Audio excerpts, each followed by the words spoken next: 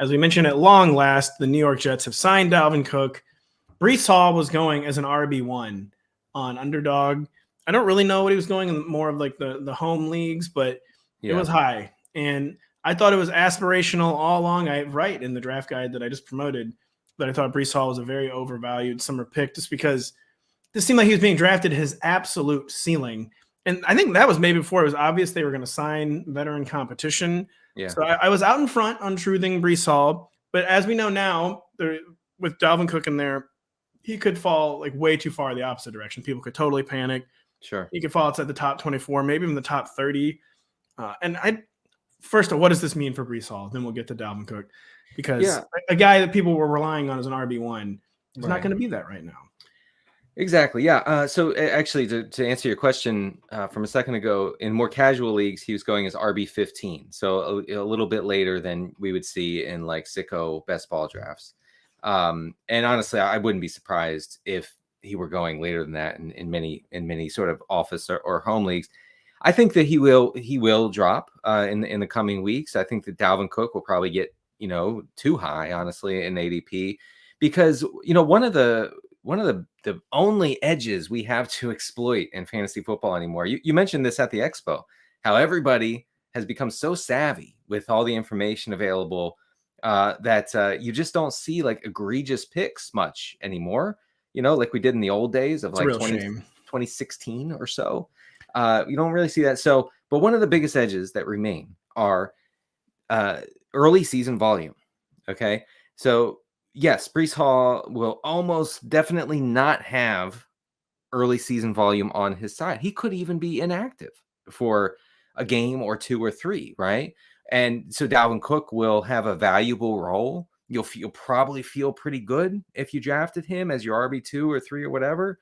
But later in the season, I think is what we're looking at, right? So the idea of drafting Breece Hall in the 4th round or wherever he may go in a 12-team league is that you'll have him in November and December when the Jets are potentially making a playoff run and not really wanting to lean on Aaron Rodgers in like a hugely pass-heavy attack, right? I think they want to be balanced. They probably even want to be run-heavy if possible. So if you can look forward, if you can, I don't know, make up for Breece Hall's lack of early season volume, you can still pick him and sort of be patient. This is a very hard thing to do in fantasy football because when the regular season's 14 weeks, if say like, oh, he'll be back in November, you're writing off, over half the fantasy football. He will be back before November, but you meant back in like a production sense in early November because he's not going to be on the PUP list. So the Jets expect him back in the first 4 games. We're just not entirely sure when yet. The thing I worry about with Breece Hall is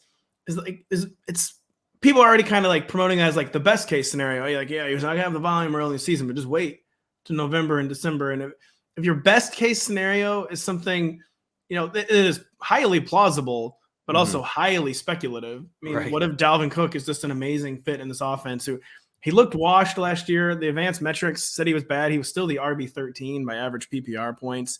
This is one of those veteran-laden, like going all in teams. Like they're going to be, if Dalvin Cook like is looking steady in the first 6 or 7 weeks, I have a hard time believing they're just going to now we're feeding Breece. Right. And it just does sort of seem like that real second half surge, which Patrick Crane has talked about a lot, that he wasn't really as concerned about Breece because it's more about the second half of the season. I think it is a big concern for Breece that is kind of like the best case scenario. Yeah, I do get that. And you know what? It's worth noting this is an Aaron Rodgers signing. 100%. Yeah, I mean, he played against Dalvin Cook, so that's all that matters. And he wanted him on his team.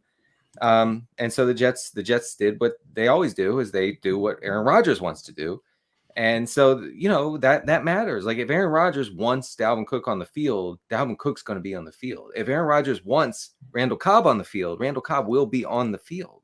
He's calling all of the shots here. So we have to take that into account. But yeah, I mean, so the path to fantasy success for Breece Hall got more narrow with this Cook sign. I just looked at Dalvin Cook's career game logs on Pro Football Reference, seeing like, I bet he just nuked the Packers, and Aaron Rodgers, like he didn't really nuke the Packers. He had 250-yard rushing performances, but then they like really contained him a lot. I'm surprised Aaron Rodgers is so into this.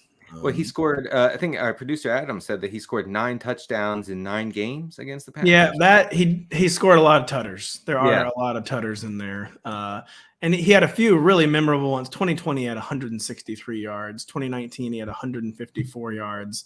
But I was expecting every game to be like 85 yards, 110 yards, 112 yards. It wasn't quite that. He missed 3 games against the Packers with injury.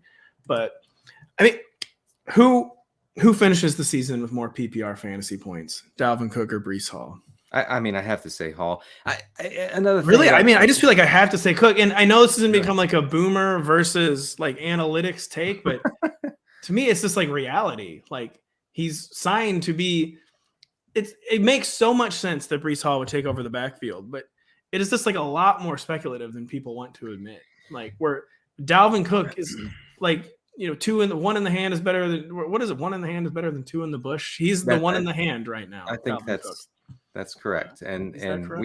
we have to look up that phrase real quick.